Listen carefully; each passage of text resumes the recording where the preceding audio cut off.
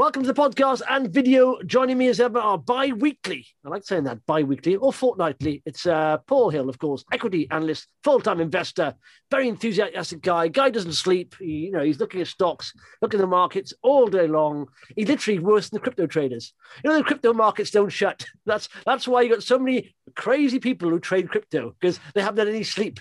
That's a bit like Paul, but he's on the equity side. Yeah, well, you've just made a brilliant intro for you there. So I've just heard on Twitter that you've decided to actually have a little dabble at Bitcoin. What's the logic behind that? Let me say one thing. Let me say one thing, right?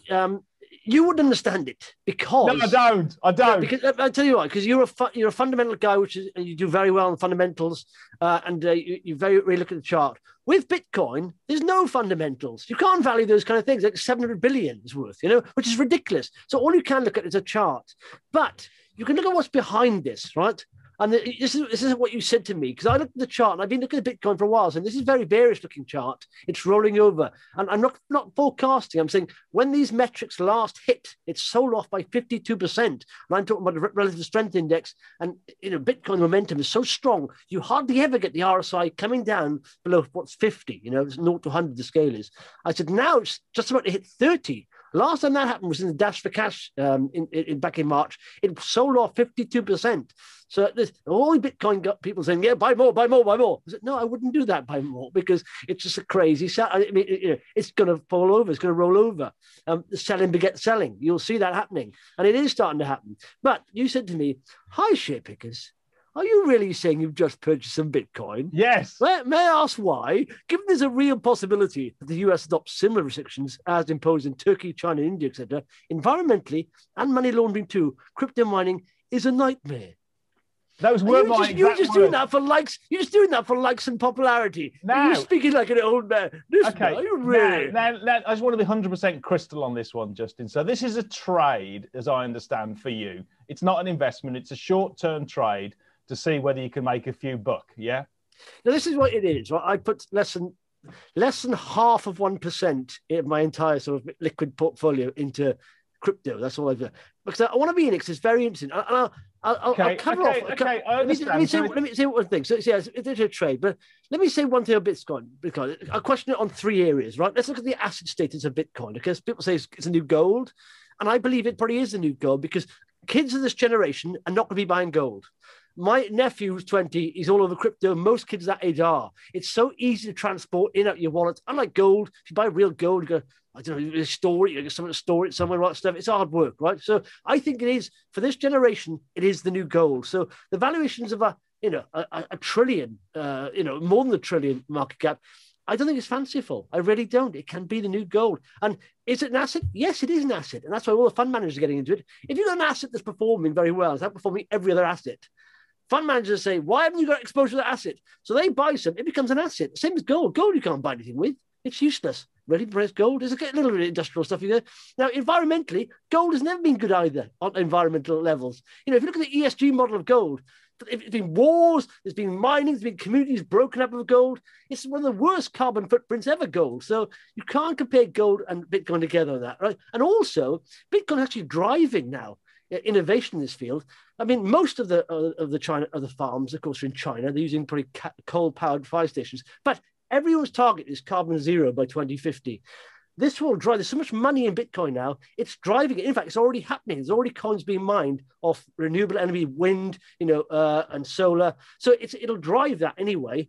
And as far as regulation is concerned, most of these countries, questionable countries like China or Turkey, you can't compare the US to the UK, but to China and Turkey and India even. You can't compare them. But they are adopting their own cryptocurrency. To me, that validates the tech behind it. So that's why I'm very interested in this area. That's so in all standards, So us old fellas, we don't really understand it, because there's no. I looked at the smallest, cryptocurrency on Coinbase.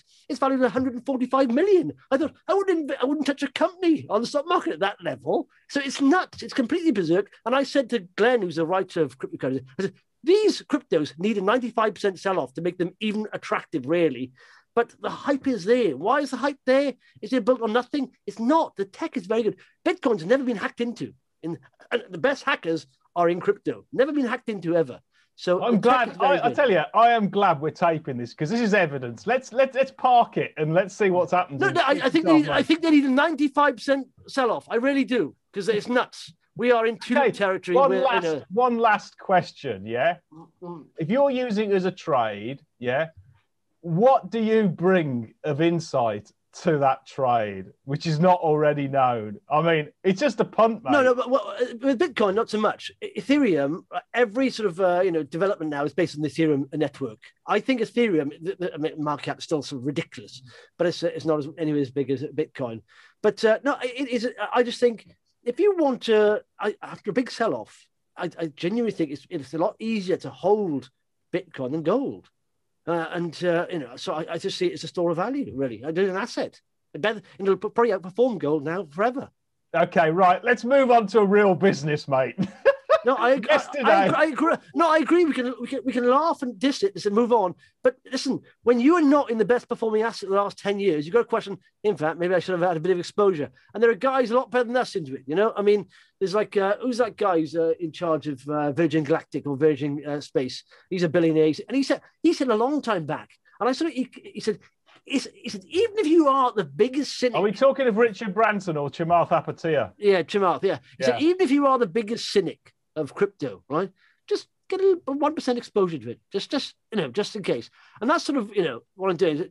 Just to, it's pocket money in there, just to keep an eye on the markets. I quite like it. I like the tech behind it. It's very clever. Okay. That's fair. And so that's all the reason why. So I listen. You are a spreadsheet fundamental guy. I don't expect you to get it anyway. But even if with your wealth, all you need is like 0.1% exposure, and you think, oh, that's quite exciting, No, I wouldn't touch it with the barge. Anyway, moving on to a real business. We've had two sets of news. In fact, we spoke about it about 2 or 3 days ago. First of all was Avacta coming out with the clinical trial results for its rapid flow test, which effectively are almost 100%, at 98 to 99%. And then we had its prelims yesterday. And I was on the the call, and I'll tell you one thing which was a real takeaway. CEO Alistair Smith was really confident about the runway ahead for this business. He should be, really, shouldn't he? The best in class at that now, aren't they? Hey, yeah, I know. No, I know. But let's be clear about it. There's a lot of sort of noise going off in the sort of like the social media and on Twitter about the company. But cut through all of that, the guy who's actually been there for a long time, he is probably the most confident I've seen in terms of the business's prospects. I mean, not only are they absolutely in the sort of like, the box seat when it comes to lateral flow. I mean, I think the company said it's the most accurate or most sensitive lateral flow test that they know. And we talked about it, but it's not only because of its accuracy, it's also because of its ease of use, its anterior nasal swab, and obviously its speed. When he revealed some really quite interesting charts, and I would recommend people actually download the presentation, because the readout comes in 20 minutes, but actually it's a pretty good test in 10 minutes. So, I mean, it's got really good time on sort of like speed, on ease of use, and obviously on the accuracy. It's just absolutely top notch.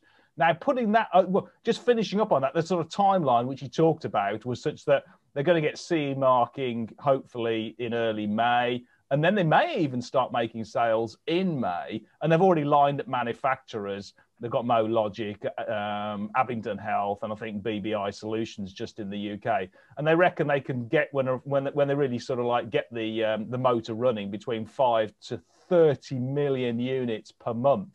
Now, that is dependent on some government investment.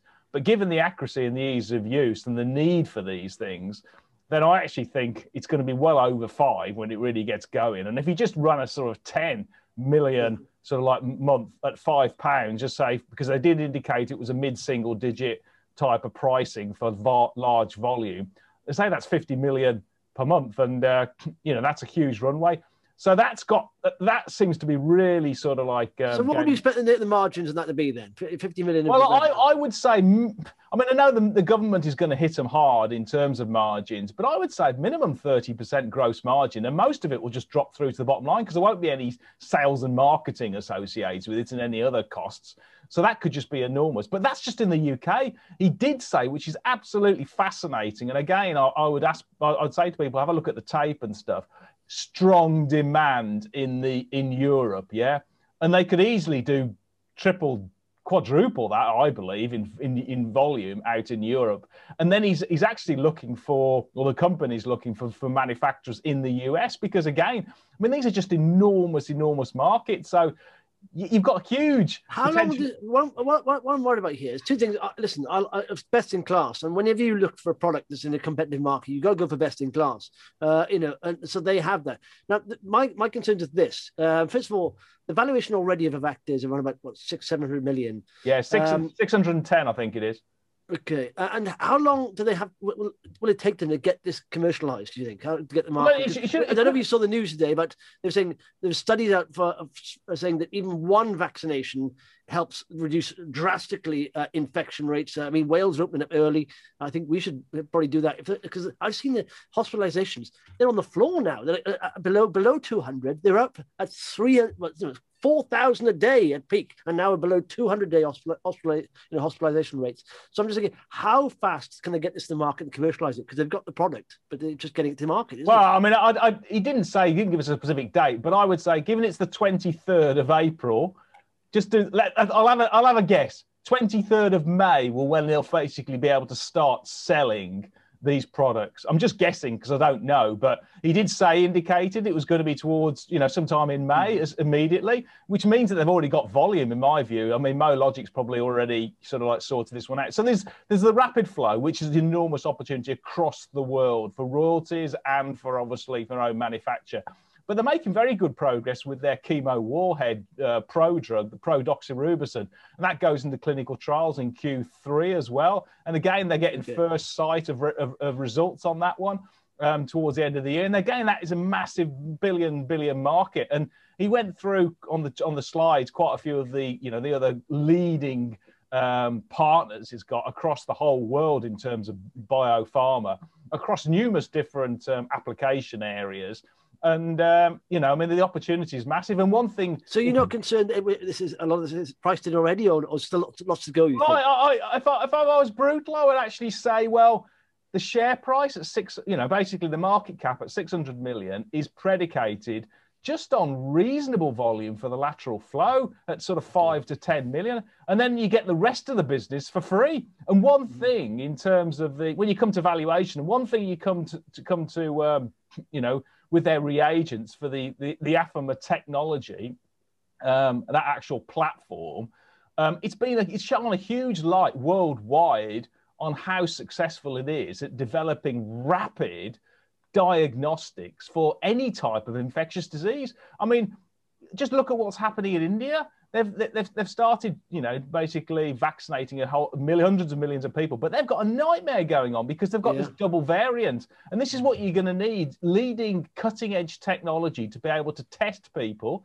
You're going to be able to cutting edge technology to tweak vaccines. And we still need, and I keep banging the table, we still need a blockbuster breakthrough therapeutic. And that's why I also own, basically Gilead and Merck. And so that'll be the last piece. But no, I mean, the key takeaways I took from yesterday's numbers: strong demand, and I actually think in terms of the confidence of the team that we're going to start. I just feel like I don't think the government.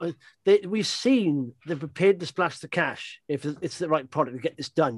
We've seen that before. They splashed the cash on buying way too many vaccines. And if they can prove it's a valid best in class test, they will splash the cash on that as well. Just to give you an indication on what these type of businesses go for, it's billions, absolutely billions. I mean, Roche bought a company that hardly makes any money at all, Genmark, for about $2 billion, $1.8 billion, only about last month. I mean, that's a company without making any money. So, I mean, you look at this sort of stuff.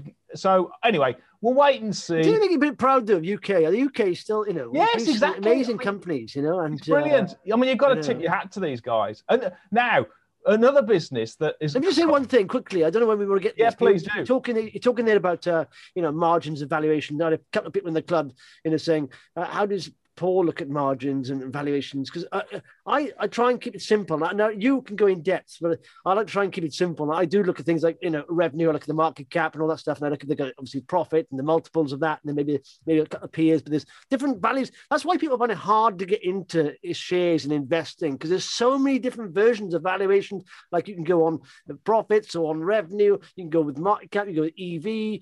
And so there's no right or wrong way, is it? But you've got to always try and value a company, I suppose. So if you're looking at margins, there, gross margins, net margins, there's so many different moving parts. Yeah, so I mean, just on a basic level, if someone's there sitting there listening to this and doesn't know anything about how to value something, what are you going to? How do you start off with? Basically, you look for what the key value driver is of the business. Now, let's just say software business or pharmaceutical business, gross margins are roughly 80 to 90% because you're selling air or you're selling a pill. Okay. Yeah. So what is going to be the biggest driver of value? Sales. Yeah. Because most of that margin, the operating leverage falls down to the bottom line. Hence, software and pharmaceuticals typically go off sales. Okay. And some of these diagnostics who do leading edge are 10 times sales. And particularly if they're still pre-profits, when it comes down to more mature business and you're making 10% EBIT operating profit margins, the key driver essentially is going to be just normal, how much cash this is generating, which is effectively, so you look at your PE ratio, you look at your EV to EBITDA, your EV to EBIT multiple, and you can compare them against other takeovers in a similar multiple. And that will come on to the next one I'm going to talk about. And then finally, the other big sort of like way of valuing it is look at the asset backing of a business. So if you look at a house builder, a bank, you look at the actual assets, and then you do a multiple of book, because that's really the driver of value, is essentially really what is the business worth in terms of it's like a bar of gold. Some of the banks at the moment, they're trading, are they still below book at the moment? They're cheap. That's the old, anyway, we'll come on to that. I don't know if you saw, I watched, someone recommended me watch Dragon's Den. I was on the treadmill this morning watching Dragon's Den, and this guy on there with his fitness equipment, and he's got his margins all over the place. And one of the dragons said, "So what's your gross margin there?" And he said, "No, what's your net margin?" And he said, 60%, 50%, 60%. Okay, what's your, and he said, "What's your gross margin?" He said, 12. So he did a different thing. And then that's not good if you go into the Dragon's Den, pitching a business, you have no idea what your margins are. So, I mean, when would you look at gross? When would you look at net? I mean, that's because, and some people don't even know what gross and net is. And also, when would you look at EV? When you look at market cap? Because EV is obviously a more true reflection of the business, but it's easy to look at market caps. It's always displayed, isn't it? Yeah, I mean, basically, when it comes to sort of like most businesses, I as a professional investor, we look at EV simply because you then strip out any distortioning currently, with debt. Yeah. The problem you have is certain small companies, if they're heavily indebted, they then take on a lot of really expensive debt. And you actually need to then build that into your valuation, because it isn't fair to strip out a really expensive debt. Yeah. So EVs is a purer way of looking at PEs, but you have to basically, there's no right or wrong. You have to basically just use your nous and your experience on that one. But and try and always get a bargain, value wise. You want you must make it fanciful and try and say, well, it's okay, it's already 10 times revenue, but it doesn't matter because they've got an amazing product. That kind of thinking, when you delude yourself, that can get you in a hot water, can't it? Really, you always try and get a good value, deal value wise. This is like this program's turning into a bit like Blue Peter, because I've just prepared one perfectly for that valuation. Go on then. I was a bit slow. I mean, you know me, I'm a bit sort of like Luddite occasionally. But I spoke to two really good investors before Christmas who I should have really taken a bit more. I do take a lot of notice of them, but I didn't really pick up on both of them. Anyway, it's Christopher Mills, of Harwood Capital, and Judith McKenzie of Downing. Both own a company called Avingtrans, and this is effectively a niche specialist engineering company that makes sort of precision parts for. What's it called? How do you spell it? Avingtrans. Avingtrans. The ticker is AVG. Okay. Now, the reason why I'm sort of interested in it is because those two guys, Judith and Christopher, both own it, and I really respect them. So I always sort of like, have look at their portfolios. But how do you? Let me ask you a question here. It's very you're absolutely spot on here. And these people, of course, if they're at these funds, they often get approached by people a lot. So they often get the best opportunities first, don't they? Yes. So they're not only sharp investors, but they often get the best opportunities. And so it's always worth following. And I asked you the other day, what's the best way to track these? There's a couple of funds like Gresham House guys. They always get in. I've been researching companies, a funny company, and I look through the holdings and the Gresham House boys are in there. The other bit were in there already. Yeah. How do I track these guys' buys? Because it's annoying because they're always in there. They get offered the placings and all that stuff, and you think, well, if I just track these guys somehow, I'd find some winners. But because it's basically heavy lifting. You just have to look at the RNSs and do on them and stuff. I know. I was trying to come up with a new way of doing it. I tried to put Google Alerts on. It didn't really work. You just got to troll the RNSs. You've got to do that. Yeah. Anyway, coming back to my Blue Peter, go on. with Avingtrans, yeah. So that alerted me. But what really sort of like caught my attention was they produced their interims was in February, but in March they sold one of their subsidiaries, Peter Brotherhood. And what this sort of business does, it sort of buys sort of like not companies in distress, but companies that they believe they can turn around, but really good quality business at really low prices. It then sort of like does all the heavy lifting, turns them around, improves margins, gets the products working, and then has historically disposed of them. And this Peter Brotherhood they bought for about, I don't know, 3 or 4 years ago. I think it was part of the Hayward Taylor or Tyler actual acquisition. And they sold it for 4 times what they paid it for. So for £35 million, which is put about 22 million pounds of net cash now onto the balance sheet. It sort of highlights that actually this is a really undervalued company. And that's why you have those triggers if you look at those investors who are actually in. And then you see actually what the power of the management team, what they're doing. And it's headed up by a guy called Steve McQuillan. And I've actually spoken to him. He's a really sharp guy, Glaswegian, salt of the earth sort of guy. But he's done this before and he just keeps on doing it. And then I've only haven't quite finished all my due diligence, but then you sort of run the slide rule over its existing divisions. And these are, say, heavily regulated businesses with niche positions. And I'll give you an indication of the type of products they do. One of them is called Booth Industries, which does blast-proof doors, yeah? And they sell them into all kinds of things like nuclear and stuff. But they've just won a £36 million contract. Well, I think they won it in September of last year. £36 million contract to put blast-proof doors into tunnels for HS2 because nobody else can make these doors. And this allows for people to evacuate if the train ever gets stuck in there with a fire and stuff like that. So it's got those type. And it also what it does is provide really sort of niche, high, sort of critical precision and performance critical parts into nuclear power stations, and likewise in high performance parts into other sort of like environments, and maybe into environmental or whatever, pumps and valves and this sort of stuff. So there isn't, when I say niche, this really is niche.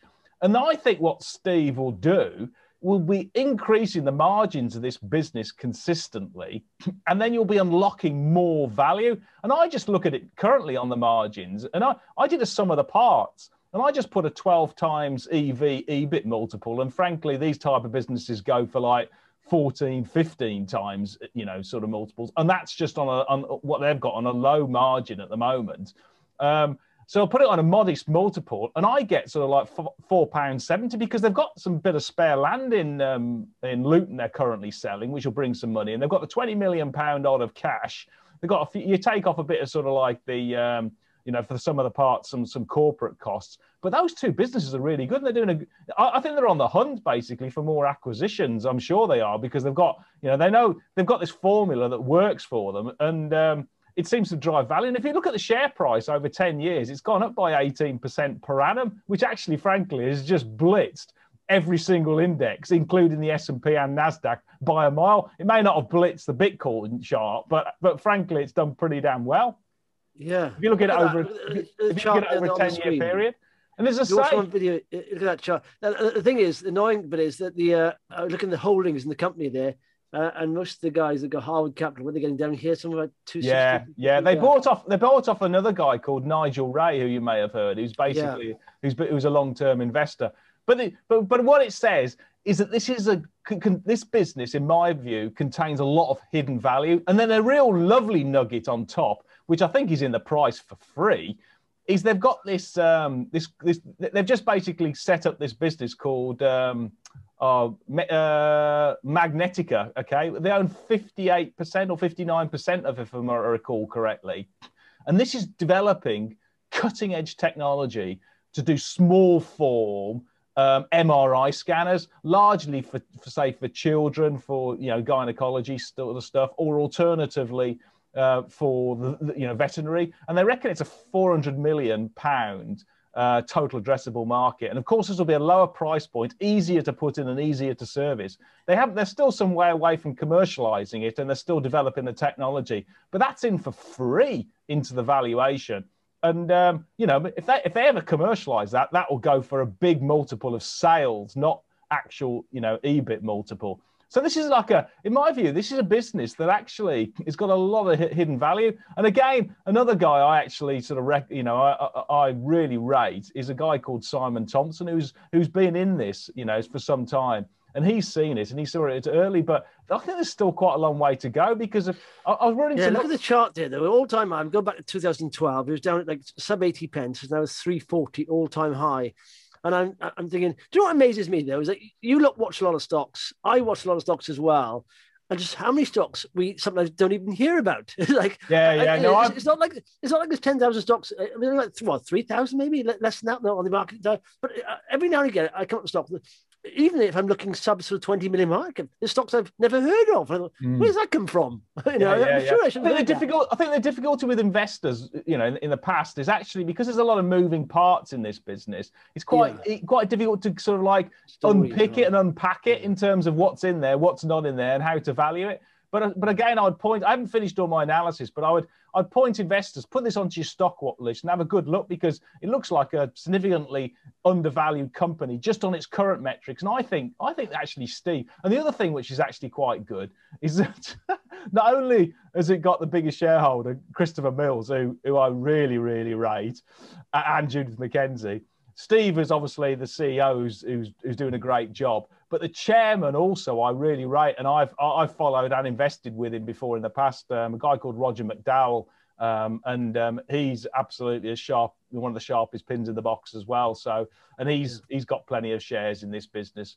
But I think there's two areas. One, you've got a fundamental hidden value, and you've got upside. And then the other side of the coin, if they can actually accelerate their growth rate, organic growth rate, and increase margins, then you'll see a multiple expansion as well. So you've got a double. And I just did a hypothetical. If they did a 10-10, i.e. 10% organic growth plus 10% margins, I could see this over £7, which would be double where we are. But hey, I'd say just everybody have a look at that, because I think it's a very, very interesting opportunity. Certainly worth monitoring. To be honest, if you look at the chart, it's not without its drawdowns. It does come back a bit. So, you can, again, always do some research. If the share price is at an all-time high, don't just jump on it. Just do some research, because the market has, sell-offs. It always does, and it's almost, I always find that conquering that, impatient side of it. I mean, you're quite good. You'll talk about stocks and, you're not getting involved for a while. But that's the way to do it, isn't it? Because there's always opportunities in the market, isn't it? Always, You get buttonitis if you're not careful, if you're sort of a bit impatient. Yeah. And you buy Bitcoin. Yeah. Well, no, the thing is, I know you, for example, don't look at charts too much, and you look at the valuations and you'll base it on that. And, but if you're finding a company with a good valuation, the chart should be good anyway. Really, it should reflect that. Sometimes it doesn't. Sometimes it's a disconnect. But if you're buying a cheap, or good value business, I think that's quite good value. Then the chart will obviously not be at an all-time high, pretty much. Now, Justin, you tell me what's your thoughts on the UK housing market? Because I spoke to Andy Brough a couple of days ago, and again, it's a great video. He's top drawer, that guy, so people watch it. But he was talking about the housing. Well, what's your view first? That's the thing. Do you know what? Because I don't now have any house builders there. No. Just housing market in general. Listen, isn't it? Has there ever been a market more bullish in the UK for such a long time, it's never going to be bearish. We've always heard rumors about, there's, the house price is going to drop by 5-10%. No, they won't, because there's buyers there. There's always buyers there. And, it's one of the traditions of going back as far as you want to get yourself on the property ladder. That's almost indoctrinated into us, And so it's almost like, these people who are obsessed with Bitcoin, that's been the housing market in the UK forever. There's been buyers all the time. So there's never going to be a 20% sell-off, because there'll be even billionaires will just buy up swathes of property and land and everything, institutions, because it'll always be bullish. So, listen, it's forever bullish, isn't it, the housing market? You'll have little dips now and again. Well, in that case, then, you've just swayed me, because I've been investing in Taylor Wimpey for some time, and I've made very good money out of it. I'm up 50%, and I had a decent sized position, so it's a good profit return. So I'm sort of like thinking about, and they traded about 1.6 times book, 1.7 times book, which is in line with the rest of the peers, and I think that's fair value at 185p.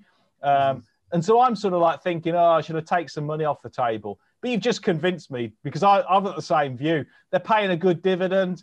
There's a lot of solidity to the housing market at the moment. And frankly, it's a good place to be as an inflation hedge. And I'll pick up a nice dividend yield, even if the prices don't move up. Yeah. I mean, the thing I'd say is, has sentiment got ahead of itself a little bit? Because we are now. If you look at the charts, I mean, Shays, look at the chart of Taylor Wimpey. It's not far off. The big top was up here at £2.40. Let's be honest, it had a big fast rise. So take that top off a little bit and say, we are now back to this pre-toppy levels where it rose quickly from December the 30th, 19th to February. It rose very quickly. Just cut that off. And we are back to like sort of April 19th levels now. So are we a bit of ahead of ourselves? Maybe it just needs to go sideways. We always think in terms of up or down. It can go sideways, It can go along this, and you meanwhile you're picking up the dividend. So, you make a very good point. Consolidation is healthy, a consolidation phase, and I would say, in terms of if somebody was putting new money into the housing market and looking for a housing stock, I mean, Andy Brough came up with two great names. Vistry, I'd have a look at. They're about 1.2 times sales, so they're 25% sort of like cheaper. And the other one he came up with, Chris Nicholson, again, is about that sort of level. So that would be where I'd put new money. But I'm not going to sell Taylor Wimpey. They came out with a really good sort of like trading update last week, saying they're in line with expectations. Prices are firm. And they're looking to increase margins to 21-22%. So I really like that video with Andy Brough. I really warmed to him. He's brilliant, isn't he? He's brilliant. He strikes me as the kind of guy. Me and you are a bit obsessed, He strikes me as the kind of guy who makes £1 million on the golf course, And casually, And me and you have to, put a bit of work into it. But it seems like he gets it very easily. Yeah, and it comes to him as in obviously years of experience. We think that, but to make it that easy in looking, you've got to have lots of experience. And he's front row box office, isn't he, old Andy Brough? Yeah. He's just you'd never think he's a wealthy guy doing very well, but he's so casual about it, So it's worth watching that video. I would, just finishing off on the house bills, I would say if you are in, sort of like I am in Taylor Wimpey, then you need to take a medium to long-term view on it and just say you're happy that if he goes through it, because I'm with you. I think if anything, probably Rishi Sunak is not going to extend stamp duty holiday at the end after June, because it doesn't need to. The market's just doing so well, and we'll be coming out of the lockdowns, etc. And if that doesn't happen, then I think the market will take that not positively. But it won't go down much, but it'll go down. And on that basis, you're looking for a longer term sort of like view on it. And if you own sort of like those kind of shares, then you might want to sort of top slice or take a bit of profits and redeploy elsewhere. But frankly, I've got nowhere else at the moment. I'm going to want to put it in, and I'm happy to take a dividend and take a longer term view. But so what I was surprised at, and listening to Andy Brough actually talking, is that how often they have a little bit of a trade and don't have just a long-term view in it. They're very flexible. Yes, I agree. I was quite surprised actually, because I don't think Christopher Mills does that. He's basically fully in long-term trading, But yeah, you say about Argo blockchain, and it's some of the things like that, and And I did 3 videos in that company, lost my patience with it, and then went up by 3,000%, and so which is annoying. But he was on the 11th and shanked it, didn't he? Yeah, he's on the 11th, and someone says go up 100%. He said I'll sell it then, and then he realised that, oh, in fact, he sold a bit early. Things like that are an aberration, you know. They don't happen very often. And like those 3,000%ers in a year, it does, you know, like I say, and an oversight as well, you know, 60 times in 1 year. That's really special situations, you know. But so when you miss out on a stock like that, don't kill yourself, beat yourself up about it, because no one can foresee that ever happening, you know, no one. It's hard work, isn't it? Anyway, so I know you spoke to a couple of companies that I follow. You spoke to Jay LeCue of SourceBio after its prelims a couple of weeks back, and likewise with Sarah Barrington of Verici. I think it's probably worth just covering quickly because SourceBio, the shares. Yeah, Jay, very sharp guy, very smart guy, isn't he? Yeah, he is. You can see what he is, and I mean, even looking at him, he looks very smart. You know, I think for his age, he looks very good-looking guy, very well turned out. A bit like you, Justin.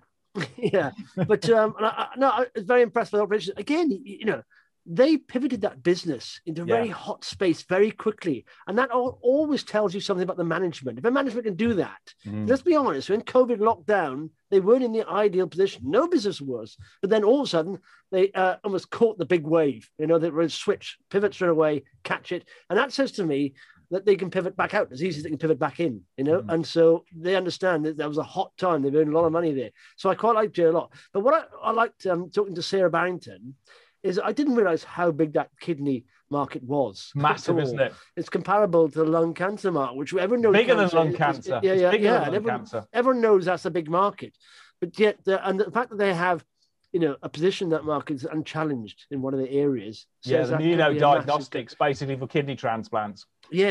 And I was thinking that is one to put on your watch list, and it could be a multi bagger. And it's the kind of company that will go quiet for a while, and the share price may drift. And so if you do your research on it, you can pick it up, you know, maybe a decent valuation here, but it could do very, very well. You know, it's one of those companies that could do hugely well, and yet nobody knows about it. So, yeah. What was quite interesting was actually this week, Renalytix, who are like the granddaddy of kidney diagnostics out there. They don't do the kidney transplant diagnostics. They do the front end of it in sort of screening. And then once you're actually sort of like into sort of treatment of kidney disease. But they just picked up a massive 10-year contract with the US government. And what that says to me is that there's more focus and more money being urgently put into kidney treatments. And they're going to be a beneficiary. Their product could hit the market when there's a flood of money coming into it. So it could be really in the right place at the right time. And what I liked about Sarah Barrington's sort of like, you know, the prelims in particular, when you spoke to her, and it was really interesting when you pulled sort of like some of the details out. But they've just signed that new contract with Mount Sinai, and that gives them 60 samples almost overnight to include within their clinical validation, and they're only looking for like 200. So they've got about a third or 30% already. And what that means is that it's almost like guarantees they're going to get results by the end of the year. And I think she's a really ingenious, you know, sort of like business person. I think she could accelerate that whole process of bringing those products to market, because she's doing a great job at the moment, and I think there's every chance that they made. I'm not saying they will, but I'm just saying there's every chance that they could do.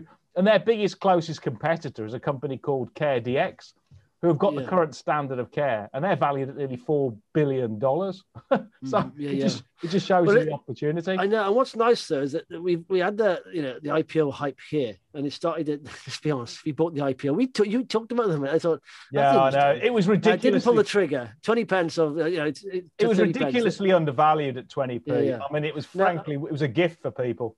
Yeah, look at that, double topped right at 94 pence. It's come down at 70 pence, which is nice, consolidating.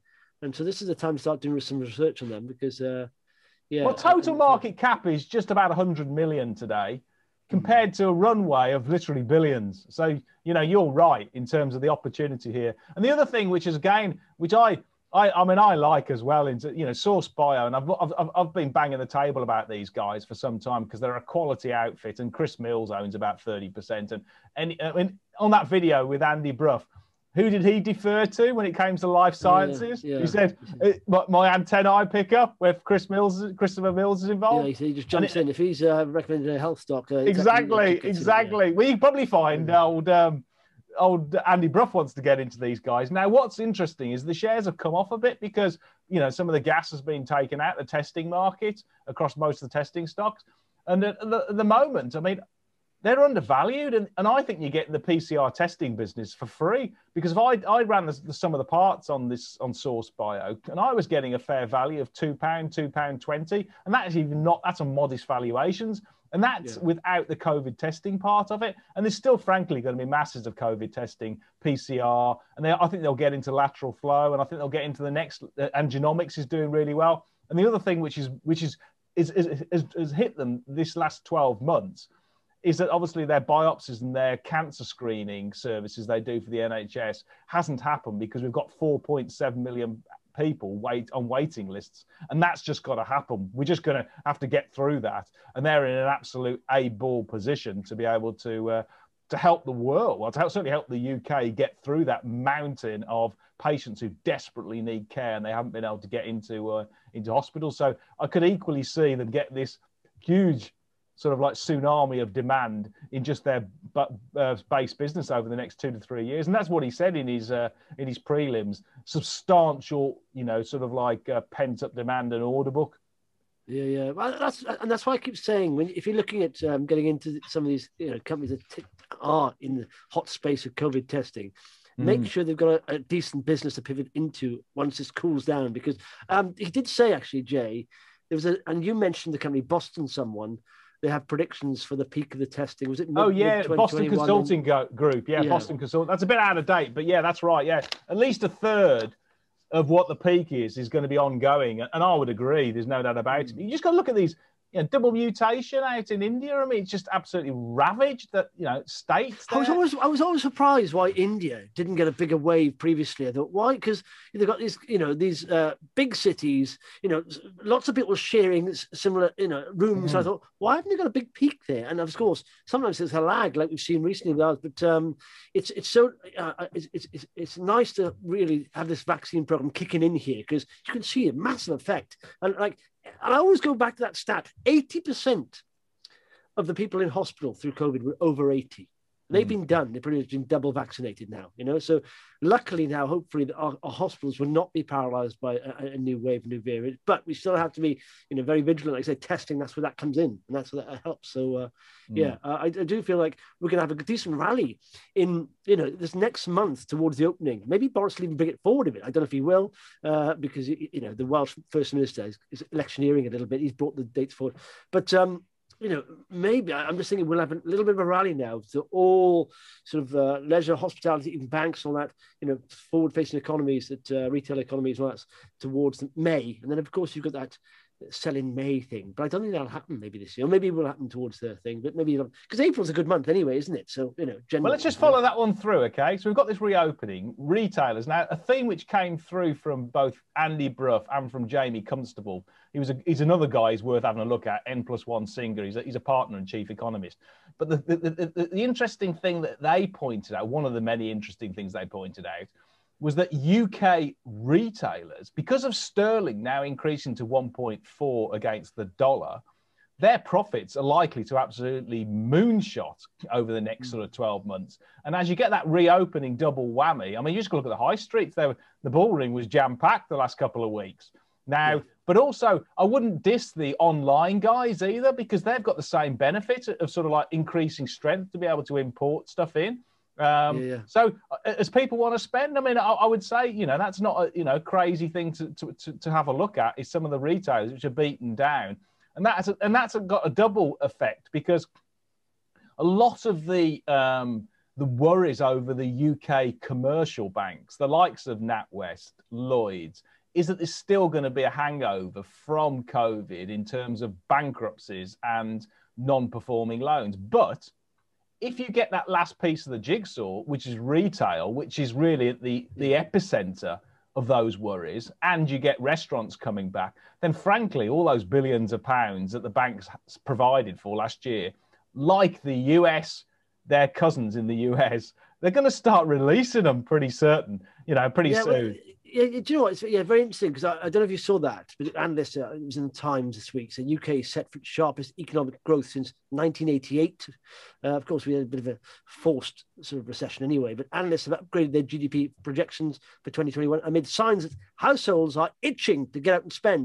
And I did talk to this about Russ Mould, and I said, it's odd because in most recessions, you get most casualties coming out of the recession, of course. But this is a different kind of recession. People have been supported. They've been furloughed. They've had grants. Yes. So it'd be interesting to see whether we have that level of, of businesses going through. Because I don't think we will. I think what's going to happen is that those businesses who have managed to get through the valley will continue to be supported. And they're going to see rocketing demand over the next sort of 6 months. And that's going to be just mainly for experience. It's like for your escape hunt and people like that. I didn't want to bring it up, but I was saying, I just anything on sentiment alone. I said I did tweet out. So 25 days left until the reopening. There's only 15 trading days for the market with the bank holiday. So and people can see the sentiment building. So maybe a good time for most hospitality leisure companies now, next sort of week or so, I think we may start seeing a little bit of a rally, in banks as well, because I think banks is, I still own Lloyds. I bought them, this time last year. And, I think it's easy to go back to net, I value them on a book value, sort of net tangible assets, 55p by the end of the year, no problems at all, particularly when they put back the provision. So I'm happy to hold. Let me say one thing. You hold how many stocks now? And you were thinking. I still own the baker's dozen, 12 plus my house. So okay. I've got a nice split between sort of technology, healthcare, old economy coming back, and some industrials. And the last one I own is Northbridge, which again put out some prelims. And I'll tell you again. I know I'll keep banging the table about this. So I must sort of be a bit boring, but the new exec chairman, Peter Harris, I interviewed him about a week ago, 10 days ago. He's really grabbed this business by the scruff of the neck. And when I first started talking to you about Northbridge, it was about 70p. It's now on about 105, 110, something like that. 112, I'm looking at. Yeah. Okay, well, more people are starting to realise this is a real good turnaround. And the reason why I'm now more excited about this company than I've ever been, and I own quite a number of chunks of the shares, is because he's really doing an Avingtrans. He's unlocking value. He's not only sort of like, it was your piece of advice, actually, I think it was to sell the Tasman business. So they're looking to they've had a couple of preliminary offers for their Tasman, which is a drilling tools business, which does geothermal and gas drilling down in Australasia. They're looking to sell that in the next couple of months or so. And he's also, expanding production, not by 5%, not by 10% at Crestic, by 50%, which will come on stream next year, just because the demand for these load banks is frankly off the charts. And the reason why, just look at what was in the news this week. The US and Europe committed to reducing climate, carbon emissions, improving the climate. Now they're going to need more renewables. Renewables make the whole grid unstable. You need more businesses and more organisations are going to need uninterruptible power supplies and backup power supplies, which will need to be serviced by these load banks. It's a no-brainer. So Crestic could really go through an absolute sort of like growth surge over the next 5-10 years. No problem about it. Hopefully they'll sell Tasman for a reasonable price, not a brilliant price, but a reasonable price. That'll sort all their balance sheet. And the other thing he's doing, which is absolutely spot on, is to either pay it off or convert the 4 million of convertible debt they've got there, and that converts at about 90p. And once you've done that, the business is absolutely funded fine, and it's just going to be organic growth story, that. And if that happens, then these businesses will go for 2 times book. And it currently trades on just over 1 times book. You can easily see this be £2. I have a fair value. I think I've ticked it up to 185p from sort of like 175p. But frankly, that's still pretty cheap, modest. So anyway, I think he's doing a great job. He's doing exactly what is required. And the other thing which is worth noting is some super smart investors are also on board of that, which is Gresham House. You've got Richard Staveley and Lawrence Hills, who I think, have also been helping them out. And I just think with that team there now in place, with their strategy. It comes down to execution. But the word... No, I'm not saying, I'm not going to mention the company, right, but the Gresham House guys, I'm trawling through RNSs, right, and I only tend to look at companies micro caps. My ideal position is micro cap to mid cap. That's what I want to achieve. Just get a company that's a micro cap and go to mid cap. And I was looking through the RNS, and I saw Gresham House take a position in the company. I'm not going to say what it is because I haven't got a position. I got a small position, but I want to get more of a position. And then they took a big chunk, and they announced just going up. Where's the dip here? Yeah, you won't get it. You won't get it. That's gone. That's gone. It's annoying, and I don't want to push up even today. It's up double-digit percentage-wise, and I've got less than a 5% exposure to it. So it's so annoying. Well, when that happens, it's so annoying, you know. Yeah, well, but it's in a nice way. It's gone up, and so I don't mind that. It could be worse, but. What do you do? Do you know what? Just think about that. Actually, you look at the two companies, Northbridge. That's like a portfolio. I was asking you how many you had because you were thinking about maybe selling a bit of Taylor Wimpey.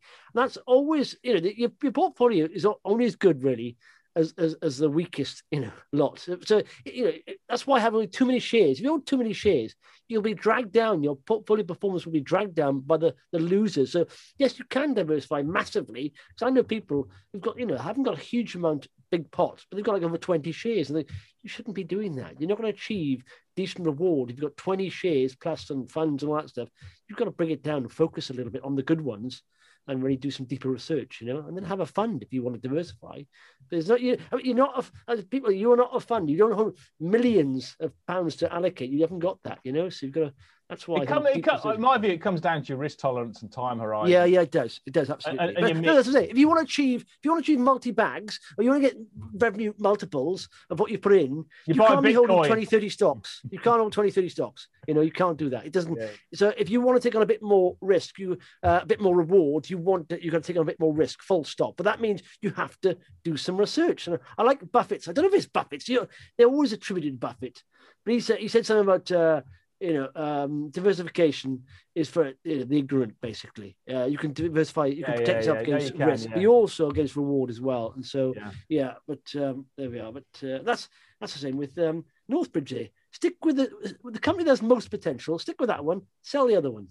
Yeah. And then people can focus on the company more then, properly, can they? So, I would say just big picture when it comes to there's two things. Just finishing off Northbridge. I mean, Peter said basically it's going to be a transformational year, 2021. And I think it is for shareholders as well as actually for the business. And then just top level in terms of the equity markets, we've actually got, as you rightly say, we've got there's a lot of good expectations, a lot of good news already built into share prices. But again, a really good point that Jamie Constable made from N+1 yesterday to me was such that actually a lot of those analyst forecasts are probably pretty undercooked. So in reality, if you look at, because the market, Wall Street has been pushing up its earnings expectations, its profit expectations over the last 5-6 months since the start of the year, and that trend will continue. So actually, the optical sort of like valuation of 20 times sort of like price earnings multiple for 2022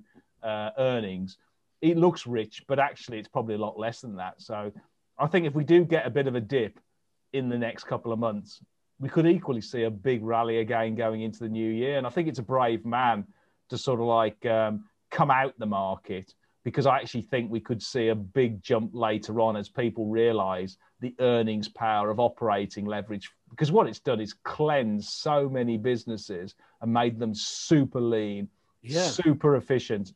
And with top line moving up so much, a large part of that is going to drop through to the bottom line. No, I believe that. There's a lot more companies, have slimmed down, got fit. They've had to get fit. So finally, have you been buying anything else other than Bitcoin, or have you sort of like or selling anything? Have you just been, what have you been doing in your portfolio? To know that, you have to be a member of my Share Pickers Investment Club. Not like spill the beans here. I will reveal a company that it's not ready. I don't want to talk. I did in microcaps, and if I talk about them, it doesn't take a lot to make them go nuts, and they shouldn't go nuts at this level sometimes. And I don't want to hype them up or anything. So. No, not as yet. I mean, I'm happy. I've only got. I haven't got many stocks. But anyway, listen. How many stocks have you got then? How many stocks? About six or seven. Six of them. Oh, okay, right. So you've cut down a few. Yes, I will.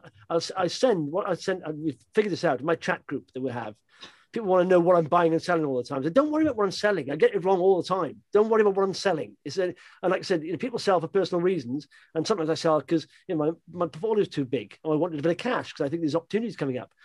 So it's personal to me. But I'm going to send out now a list of companies that are over 5% of my total portfolio value. That means I'm getting serious on them. But how much? What percentage of cash do you hold? I hold now about 11%. Okay, so you've still got, even though you've only got not that many stocks, you've basically got a very concentrated portfolio, and effectively you're still bullish on the market. If you own 90% stocks, then frankly you're bullish. Absolutely. And the reason why I'm holding that is because that cash is there. You look around the markets for new ideas all the time, but sometimes the gems are in your portfolio already. And I'm thinking, if I'm going to utilize this cash, it's going to be the top up on some of the stocks I hold already. Okay. Double down, that sounds like double down. I talked about your friend, your schoolmate, isn't he, from N1 Singer? Jamie Constable, yeah. So if you didn't watch the video, we'll put that audio bit on the podcast today as well, so people can listen to that. So I'm now down, just because the stocks have done well. I'm now down to 3.5% cash. I don't think I've ever been as low as that, actually. Yeah. Well, that means everyone should sell. Paul's very, very bullish. Top of the market. Let's get out of it. No, in fact, people said that to me on Bitcoin. I said, yeah, I dabbled a little bit on crypto, and so said that's the top of the market. I said, absolutely, it's the top of the market. So get out. But Bitcoiners will never admit it's top of the market. They say, yeah, we've had pullbacks like this. But this pullback, I think, is going to be very big in crypto. And let's be honest, it won't come down by 95%, but they should do to get a reasonable valuation on any of them. But there we are. But I think you have a big sell-off, and then maybe... I just want to, again, I'll just say to investors, I mean, I've been investing like you have for decades, 30 years professionally, okay? My hit rate in small caps is just over 60%. It's about 62, 63%. So, and that's the context that I now say, yeah. If I was going to say my two stocks, small micro caps that I think will do really well, and again, my hit, just put it in the context of my hit rate's not perfect, to say the least. 2 every 3 work and 1 doesn't. Northbridge and Equals, those are going really. I think. Rockets. I mean, Equals. They said on the analyst call, March was a storming month for them. There's no way April's going to be any different. May's going to be equally large. It's building a base. It's building momentum, like Northbridge. I just think it wants to move higher. And frankly, it's massively undervalued. So if I was going to say 2 stocks in small caps that I own, that I'm really positive on for this year, above anything else, would be those 2. But I'd also say, in the context that, frankly, I am far from perfect. My hit rate is only 2 out of 3, okay? Yeah. Okay, well, listen, I'm just going to keep it simple, leave it one stock. The reopening of the economy, Escape Hunt, it's only valued. Yeah, no, I thought you'd say that one, yeah. 18 sites as yet. They're going to head for 50. They are a micro to mid-cap stock. The board behind them are very smart cookies. In fact, you know what? The CFO of Escape Hunt is now, I think, a non-exec on this other company I talked about. The Gresham House had announced today, had a stake in, and I thought, yeah, Graham from Escape Hunt, CFO, is very sharp. Can I just add to that, Justin? I don't own any on Escape Hunt. However, just as a bit of anecdotal evidence of the popularity of that business, okay? My 2 daughters work for a company, financial services in Birmingham, okay? They have just opened a corporate account there at Escape Hunt because people are not going back to the office full time. They want to be able to do effectively team building exercises there. They want to be able to use it as training. So, hey, you're not only going to get a whole bunch of consumers going back in looking for it, corporates are going to use it as a way to bring their teams together. Oh, yeah. I mean, listen, I know, oddly, they did, when, again, business management, last point here, which we're dragging on, business management that can pivot very quickly are worth looking at. But I mean, if you look, if you were in Escape Hunt's position, going back when the economy locked down, thinking, hang on a sec, that's all we've got is like, these rooms that we have. they expanded from 9 rooms to 18 rooms during the lockdown, by the way, taking advantage of low rents and all that stuff. But then they pivoted to digital. Now, they did a game which basically replicated one digital game, replicated their entire physical site, as in players, in one game. And I happen to know that company was it's a multinational company, and that's how they were doing their corporate stuff. They can't get everyone together anyway, even after lockdowns happened. They're so big. Yes. But they were doing those kind of calls. It's a new market, isn't it? It's a new market onto their existing business, and it's growing. It's going to be massive. It didn't exist until agreed last year. No, I know. It started to take off. So their total addressable market has probably doubled. Yeah. Well, exactly. It's like going from it's like having a big rugby match that say 70,000 people watch live, and then you look at the people who can watch it on TV or whatever that's where it's gone to. Anyway, lovely stuff. If you want to subscribe to this video channel, hit that subscribe button, notification bell, and until next week after next. Happy investing, everybody.